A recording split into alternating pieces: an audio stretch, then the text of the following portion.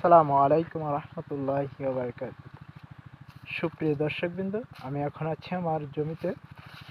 আর এই যে আমার হাতে যে দেশি শসা, ইন্ডিয়ান একটা ভ্যারাইটি, জাতের নাম হচ্ছে উইন্টার কুইন।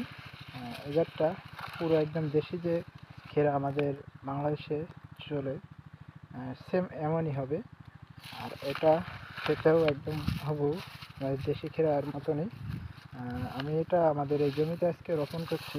এটা বলে না, আমাদের যে 4টে ভ্যারাইটি আমরা ইন্ডিয়া থেকে নিয়ে আসছি, এই 4টে আমরা রোপণ করব।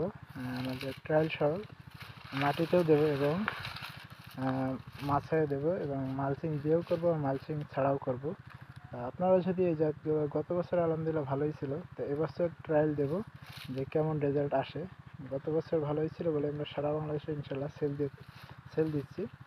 আর এই বীজ যদি আপনারা সংগ্রহ করতে চান, তাহলে আমাদের স্ক্রিনে নাম্বার দেওয়া থাকবে, আপনারা ওখান থেকে আমাদের হোয়াটসঅ্যাপে যোগাযোগ করে, হোয়াটসঅ্যাপ নাম্বার দেওয়া থাকবে, ওখান থেকে আপনারা আমাদের সাথে যোগাযোগ করবেন, যোগাযোগ করে বীজগুলো সংগ্রহ করতে পারেন।